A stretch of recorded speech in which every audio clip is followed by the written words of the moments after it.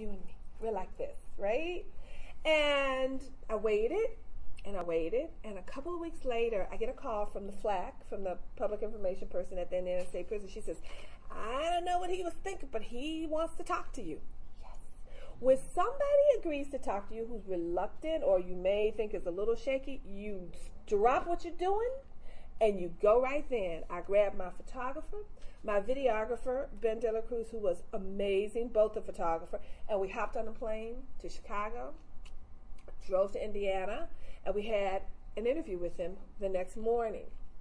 So the next morning, we get up and we go, right? So. In that letter, what did you ask him? What did you ask him that you wanted to ask him? I told him that I was interested in telling his story. I wanted to know. I wanted to know what happened, right? I wanted you to tell me your story. Not your version of it, your story. Thank you. I'm going to back it up.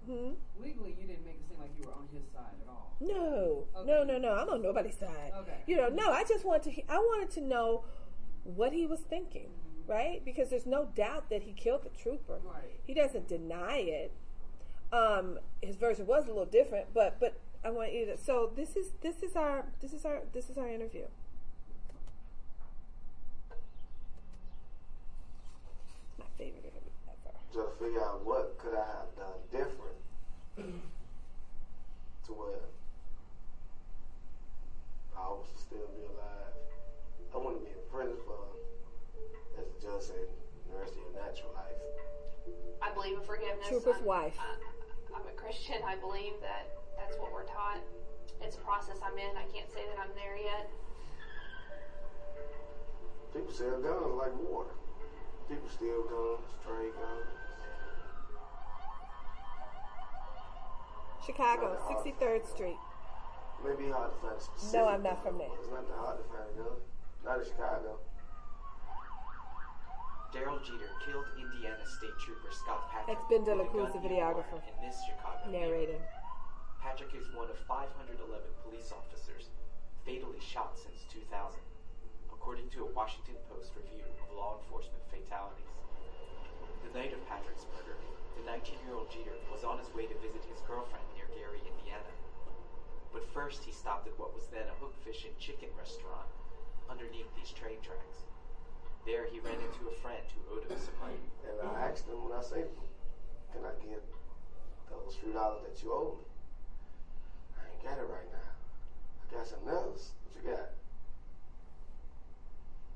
I was presented with this weapon that I shouldn't have had. And that's how he got the gun. Only hours later, sometime after 4 a.m., the stolen car Jeter was driving got a flat tire.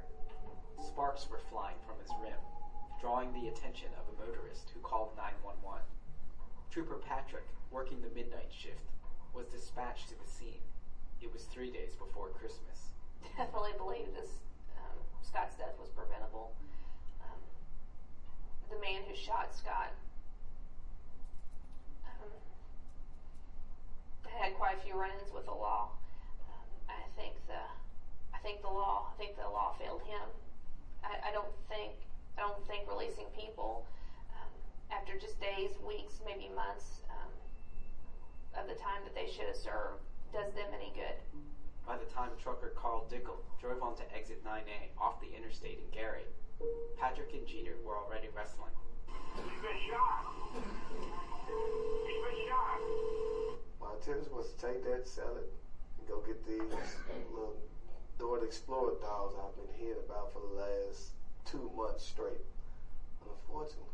I mean, my daughter got a Dora Explorer dolls, but Daddy wouldn't let them give it to him, bring it to him. Hey, State, I got this on the line, okay? There's a guy here now, and the guy coming in the truck. By this time, Officer Jeffrey Gruber had arrived and spotted Jeter trying to commandeer an 18-wheeler that had stopped near Dickel's truck. He's in a freight liner sitting here on the edges. There's no